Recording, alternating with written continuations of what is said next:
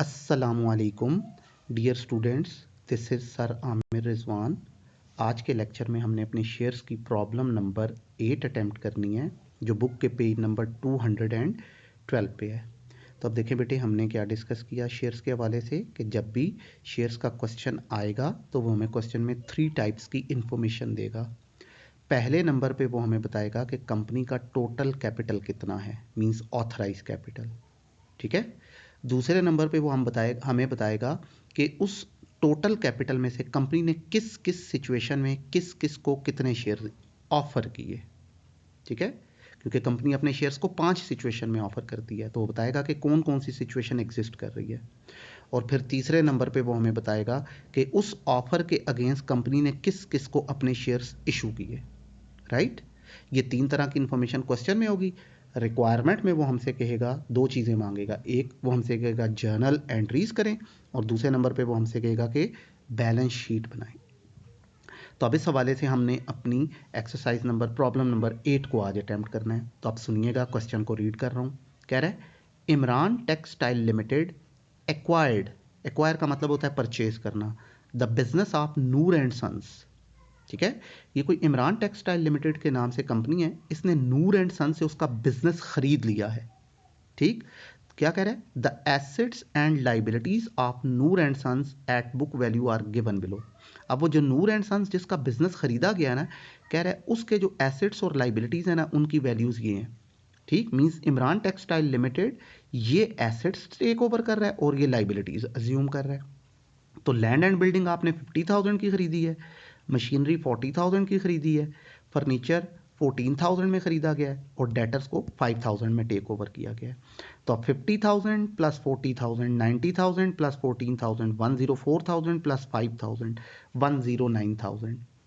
तो हमारे जो एसेट्स खरीदे गए ना, उनकी वैल्यू है 1,09,000 रुपये, ठीक है। तो अब हमने सिर्फ एसेट्स नहीं खरीदे हैं, साथ लाइबिलिटीज भी टेक ओवर की हैं, कितने की, 10,000 की। तो इसका मतलब है 1,09,000 जो एसेट्स की वैल्यू है, उसमें से ये लाइबिलिटीज की वैल्यू 10,000 माइनस कर दी जाएगी। तो नेट वैल्यू कितनी बचेगी बेटे, 99,000। इसका मतलब है हमें अपने इन एसेट की अगेंस्ट जो नेट अमाउंट पे करनी चाहिए वो 99,000 देनी चाहिए। नो डाउट कि एसेट 109,000 के हैं, लेकिन साथ लाइबिलिटीज भी तो टेक ओवर की है ना, तो इसलिए नेट अमाउंट पे करेंगे एसेट्स में से लाइबिलिटीज को माइनस करके, तो वो बनता है 99,000। अब देखना यह है कि कंपनी ने 99,000 रुपीज की पेमेंट की कैसे। तो क्या कह रहा है, the purchase consideration is to be paid by the company in fully paid up shares of ₹10 each. अब कह रहा है कंपनी ने इन एसेट को परचेज करके ना पेमेंट कैश की फॉर्म में नहीं की है, कंपनी ने क्या किया, अपने 10 रुपीज वाले शेयर को इशू किया है। तो कंपनी शेयर इशू कर रही है, एसेट खरीद के उसके बदले में शेयर दे रही है, ठीक है ना। कह रहा है pass the journal entries in the if the shares are issued, number A at par, number B at 10% discount, number C at 10% premium. कह रहा है बताएं क्या एंट्रीज होंगी अगर कंपनी अपने शेयर को ऑप्शन ए के मुताबिक पार पे इशू कर दे, मींस 10 का शेयर है 10 पे ही दे दे, ठीक है। ऑप्शन बी, शेयर तो 10 का है लेकिन कितने पे दे, 10% डिस्काउंट पे। तो 10 का 10% ₹1 डिस्काउंट हो गया, तो शेयर कितने पे दिया, फिर 9 पे। और ऑप्शन सी में कह रहा है जी 10% प्रीमियम पे दे, तो 10 का 10% ₹1 प्रीमियम हो जाएगा, ठीक है। तो ₹11 पे शेयर दिया, राइट। तो ये क्वेश्चन है बेटे, अब हमने इसको सॉल्व करना है। तो अब हमने पूरा क्वेश्चन रीड आउट कर लिया है। अब सबसे पहले देखते हैं कि हमारी कौन कौन सी सिचुएशन इस वक्त एग्जिस्ट कर रही है। तो टोटल कितनी सिचुएशन होती हैं, 5। उनमें से पहली होती है जनरल पब्लिक, तो वो इस वक्त मौजूद नहीं है, छोड़ देंगे। दूसरी सिचुएशन परचेज ऑफ एसेट, तो वो मौजूद है, कंपनी ने एसेट्स खरीद के उसके बदले में शेयर्स इशू किए हैं, तो सेकंड सिचुएशन मौजूद है। तीसरी सिचुएशन प्रोमोटर्स को शेयर दिए जाते हैं, नहीं है। चौथी सिचुएशन कंपनी डायरेक्टर्स को शेयर इशू करती है, वो भी नहीं है। पांचवी सिचुएशन कंपनी अंडर राइटर्स को शेयर इशू करती है, वो भी नहीं है। तो वो 5 सिचुएशन जिनमें कंपनी अपने शेयर्स को इशू करती है, उसमें से इस वक्त हमारे क्वेश्चन में सिर्फ एक ही सिचुएशन है, और वो कौन सी है, परचेज ऑफ एसेट वाली। तो परचेज ऑफ एसेट को हम कितने स्टेप में रिकॉर्ड करेंगे, 2 स्टेप। पहला स्टेप हम एसेट खरीदेंगे और दूसरा स्टेप बदले में शेयर्स को इशू करेंगे, ठीक है। तो लें बेटे आप सॉल्व करते हैं। ये अब आपके सामने इसका सोल्यूशन है, ठीक। तो परचेजर बुक है जो, वो है इमरान टेक्सटाइल लिमिटेड। तो जो बुक्स बननी है वो परचेजर की बननी है। तो यहाँ पे आप टॉप पे लिखेंगे journal of Imran textile limited. Columns के अंदर पहले कॉलम में आप लिखेंगे डेट, दूसरे में लिखेंगे पर्टिकुलर्स, थर्ड कॉलम में आ जाएगा LF, फिर आ जाएगा डेबिट और फिर आ जाएगा क्रेडिट। डेबिट के नीचे भी आप लिखेंगे रुपीस, क्रेडिट के नीचे भी आप लिखेंगे रुपीस। अब डेट वाले कॉलम में पहली लाइन में ईयर लिखना है, नीचे वाली लाइन में आपने मंथ और डेट लिखनी है। तो उसने डेट्स मेंशन ही नहीं की है, इसलिए कुछ लिखने की ज़रूरत नहीं है। राइट। अब स्टार्ट लेते हैं बेटे। तो पहली एंट्री चूंकि कौन सी सिचुएशन है, परचेज ऑफ एसेट वाली, तो पहली एंट्री एसेट को खरीदने की होगी। तो अब हमने कौन सा एसेट खरीदा है, एक नहीं खरीदा है, उसने 4 एसेट्स बताए हैं, इसलिए हम चारों को डेबिट करेंगे। तो लैंड एंड बिल्डिंग 50,000 से डेबिट, मशीनरी 40,000 से डेबिट, फर्नीचर 14,000 से डेबिट, और डेटर्स डेबिट हो जाएंगे 5,000 से। ठीक है। तो अब हमने एसेट्स खरीदे हैं इसलिए वो डेबिट हो गए। तो उसने साथ ये भी कहा था कि लाइबिलिटी 10,000 की, क्रेडिटर वो भी टेक ओवर की है। तो जब एसेट खरीदे थे तो एसेट डेबिट हो गए, तो लाइबिलिटी को टेक ओवर करेंगे तो लाइबिलिटी 10,000 से क्रेडिट हो जाएगी। ठीक है। तो अब नेट अमाउंट कितनी बच गई, वेंडर कंपनी को हमने साथ क्रेडिट करना है। तो वेंडर कौन है, नूर एंड सन्स, सेलर को कहते हैं। ठीक है ना। तो वो कितने से आ जाएगा, 99,000 से। ठीक है। डिफरेंस 109,000 डेबिट में है, 10,000 क्रेडिट में है, तो डिफरेंस 99,000 है। ये अब हमने अपने वेंडर को पे करना है जिससे एसेट खरीदे हैं, तो वो नूर एंड सन्स है, इसलिए नूर एंड सन्स क्रेडिट हो जाएगा। ठीक हो गया बेटे। तो ये बेटे हमारी एसेट्स को खरीदने वाली एंट्री हो गई कंप्लीट। अब सेकंड स्टेप में कंपनी क्या करेगी, इन एसेट की परचेज के अगेंस्ट नूर एंड सन्स को 99,000 रुपीज की अदायगी करनी है। तो वो कैसे की है, शेयर्स की फॉर्म में। तो ऑप्शन ए में कह रहा है बताएं अगर कंपनी अपने शेयर्स को पार पे इशू कर दे तो क्या एंट्री होगी। तो पार वाली एंट्री क्या हो जाएगी, हम नूर एंड सन्स को डेबिट कर देंगे और शेयर कैपिटल को क्रेडिट कर देंगे। तो अब नूर एंड सन्स को कितने पैसे देने थे, 99,000। तो नूर एंड सन्स 99,000 से डेबिट हो जाएगा और शेयर कैपिटल 99,000 से क्रेडिट हो जाएगा। ठीक है। तो पार वाली एंट्री में हमें किसी किस्म का कोई प्रॉब्लम नहीं होगा। राइट। अब वो क्या कह रहा है बेटे, आप भूल जाएं कि कंपनी ने ये शेयर पार पे इशू किए हैं, एसेट आपने वही खरीदे हुए हैं। कह रहा है अब कंपनी अपना शेयर जो सा वो पार पे नहीं दे रही बल्कि 10% डिस्काउंट पे दे रही है, तो बताओ क्या एंट्री होगी। तो ये जो नूर एंड सन्स है ना, इसको ये जो 99,000 अदा करने हैं, कह रहा है अब कंपनी फिर अपने शेयर ही दे रही है लेकिन अब पार पे नहीं दे रही, डिस्काउंट पे दे रही है, तो बताओ क्या एंट्री होगी। तो अब नूर एंड सन्स को 99,000 डिस्काउंट के जरिए पे ऑफ करेंगे। तो नहीं बेटे, अब डिस्काउंट वाली एंट्री क्या हो जाएगी, बी ऑप्शन में नूर एंड सन्स डेबिट में रहेगा, discount on issue of share debit हो जाएगा और शेयर कैपिटल क्रेडिट हो जाएगा। ठीक है। तो अब देखें बेटे, जब कंपनी अपने शेयर्स को पार पे देती है तो हमने ये कहा था कि किसी किस्म का कोई प्रॉब्लम अराइज नहीं होता है। प्रॉब्लम वहां बन जाता है जब प्रीमियम या डिस्काउंट पे दे। ठीक है। तो वहां पे फिर हमें क्या करना पड़ता है, इक्वेशन बनानी पड़ती है। तो अब इस वक्त कंपनी ने अपने शेयर्स को डिस्काउंट पे दिया है, तो डिस्काउंट वाली एंट्री क्या हो जाएगी, पार वाली एंट्री अपनी जगह पे रहेगी, साथ में आप discount on issue of share को भी डेबिट कर लोगे। तो एंट्री हो जाएगी Noor and sons debit, discount on issue of share debit to share capital account credit. अब इस एंट्री में अमाउंट्स को ट्रांसफर करने के लिए हम इक्वेशन बना लेंगे।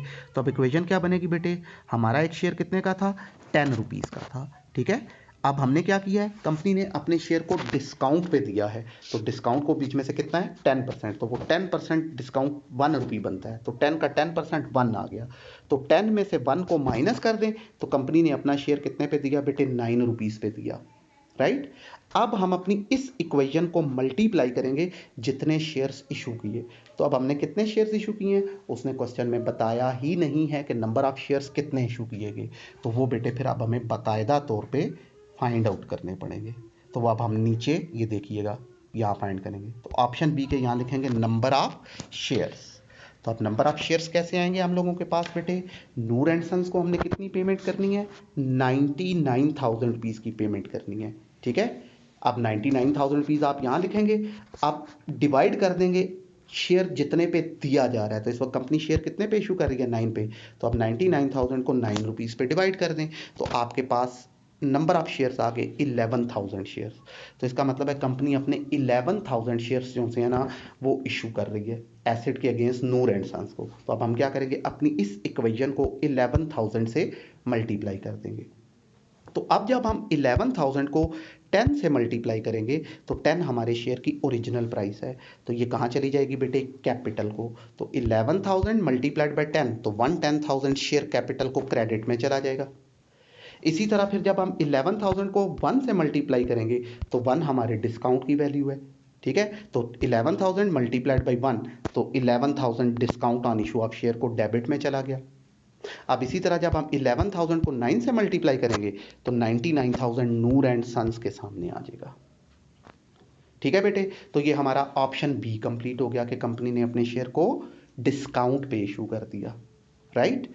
अब ऑप्शन 3 में वो कह रहा है वही आपने एसेट वही खरीदे हुए हैं, ठीक, लेकिन अब वो कह रहा है ना आपने शेयर्स को पार पे दिया है ना आपने शेयर्स को डिस्काउंट पे दिया है, बल्कि अब क्या किया कंपनी ने, इस नूर एंड सन्स को 99,000 रुपीज़ के अगेंस्ट अपने 10 रुपीज़ वाले शेयर को 10% प्रीमियम पे दे दिया है। तो अब बताएं क्या एंट्री होगी, तो अब प्रीमियम वाली एंट्री कर लेते हैं। तो वो क्या हो जाएगी बेटे, नूर एंड सन्स डेबिट होगा, to share capital account credit और to share premium account credit. तो पूरी एंट्री क्या हो जाएगी, Noor and sons debit, to share capital account credit, to share premium account credit. अब चूंकि कंपनी ने शेयर्स को प्रीमियम पे दिया है तो हमें अगेन अपनी इक्वेशन बनानी पड़ेगी। तो अब इक्वेशन क्या बनेगी, हमारा एक शेयर 10 रुपीज़ का है, अब हम किस पे दे रहे हैं, प्रीमियम पे, तो प्रीमियम प्रॉफिट है, बीच में ऐड हो जाएगा, तो 10 का 10% 1 रुपी प्रीमियम बीच में ऐड हुआ, तो कंपनी ने अपने शेयर को कितने पे दिया बेटे, 11 पे। अब हम अपनी इस इक्वेशन को मल्टीप्लाई कर देंगे नंबर ऑफ शेयर्स पे, ठीक है। तो अब आप देखें क्या उसने नंबर ऑफ शेयर्स क्वेश्चन में बताया, नहीं, वो तो उसने बताया ही नहीं है कि कितने शेयर दिए, ठीक है ना। तो फिर हमने वो फाइंड किए थे 11,000, लेकिन वो थे बेटे डिस्काउंट की सिचुएशन के, ठीक है। ये डिस्काउंट की सिचुएशन में नंबर ऑफ शेयर फाइंड हुए हैं, प्रीमियम के नंबर ऑफ शेयर अलहदा से फाइंड करने पड़ेंगे। तो अब हम यहाँ पे उसकी ऑप्शन सी के नंबर ऑफ शेयर फिर फाइंड कर लेंगे। तो अब नूर एंड सन्स को कितने पैसे देने हैं हमने बेटे, 99,000, वो ऊपर ही आएगा। अब डिवाइडेड बाई हम अपना शेयर कितने पे दे रहे हैं, 11 पे, तो अब 99,000 डिवाइडेड बाई 11, तो ये कितना आ जाएगा बेटे, 9,000 शेयर्स। तो कंपनी अब अपने 9,000 शेयर्स दे रही है, तो अब हम अपनी इस इक्वेशन को 9,000 के साथ मल्टीप्लाई कर देंगे। तो अब 9,000 को जब हम 10 से मल्टीप्लाई करेंगे तो 10 हमारे शेयर की ओरिजिनल प्राइस है, तो 9,000 मल्टीप्लाइड बाई 10, 90,000 कहाँ चला जाएगा, ओरिजिनल प्राइस हमेशा कैपिटल को जाएगी, तो शेयर कैपिटल ये क्रेडिट में पड़ा हुआ है, तो आप शेयर कैपिटल के सामने 90,000 लिखें, राइट।